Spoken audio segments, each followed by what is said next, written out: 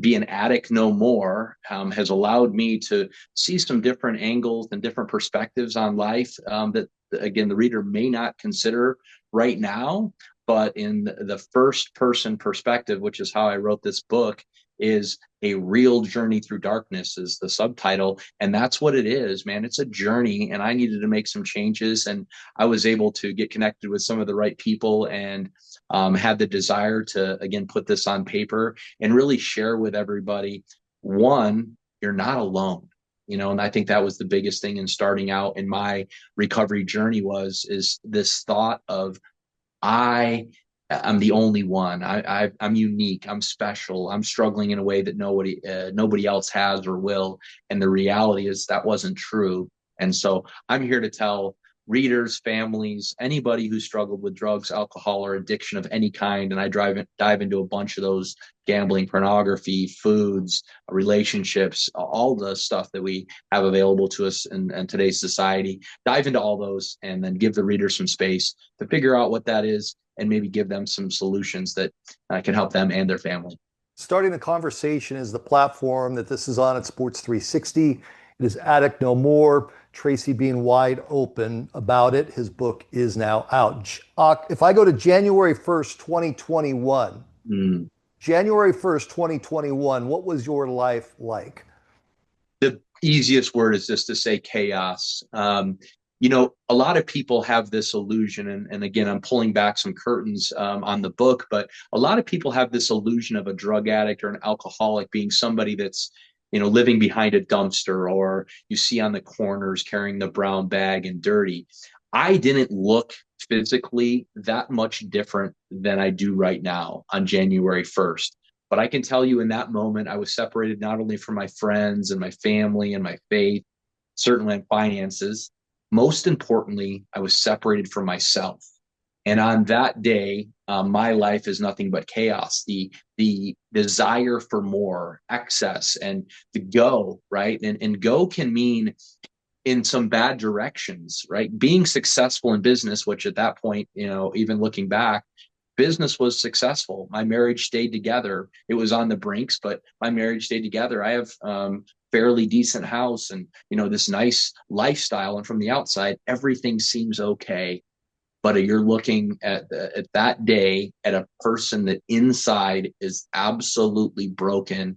And if I'm talking about the conversation that I would think most people would want to have with themselves, is if I don't like who I'm looking back at in the mirror, I've got to make some changes. And on that day, which is actually January 3rd, a couple days later, I looked in the mirror and that moment hit. And, by some acts of God, I was able to put down drugs and alcohol for the first time in 25 years and, never really looked back at all. Here's the deal, Tracy, on books. And fans have watched me through the years of this. I'm not going to tell you guys everything that's in here. Okay. That's just not how it works. I know you'd like me to, but, a little specifics. What kind of drugs? Okay. What kind of alcohol? What was your drink of choice? So I'm a fast guy. So I'm a cocaine and vodka guy.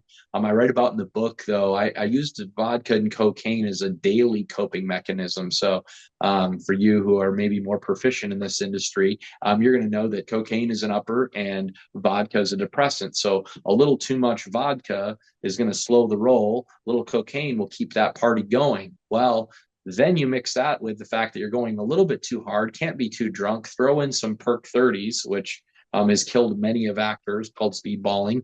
So get into those pills. And then if you really need to shut it down, have a couple Xanner doodles to put the pony back in the barn.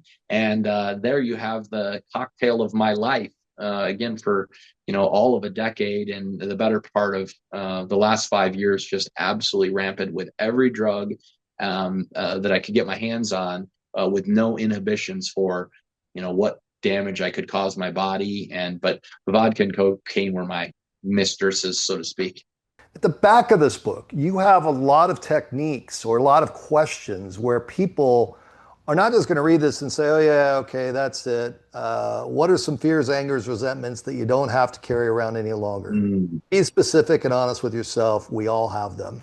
Exclamation point. That's what strikes me about this. This is not just a, hey man, I had a really rough life. I had things that happened when I was a kid. I had things that happened that I didn't address. I didn't like myself.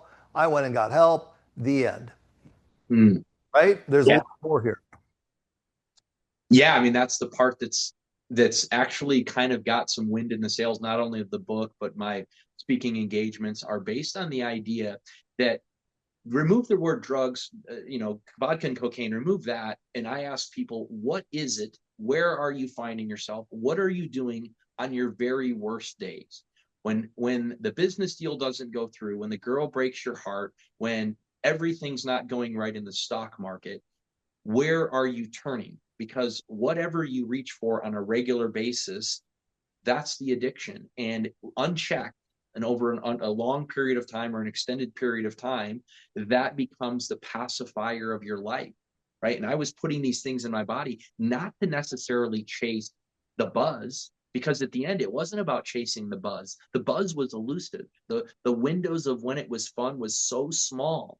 But the reality is that I realized if it can handle my frustration, angers, resentments, right? Those sorts of words. It could also handle my wife. She didn't say the thing I wanted her to say. Boom, a couple of shots in a line, and I got no problems at my house. Oh, now this customer's calling me and bothering me about a job we did for them, and they're not real satisfied. Good, I know how to shut them up. Same behavior, and we do it again and again and again. Nobody picks up these behaviors and thinks, you know what, this gambling was going to ruin my life.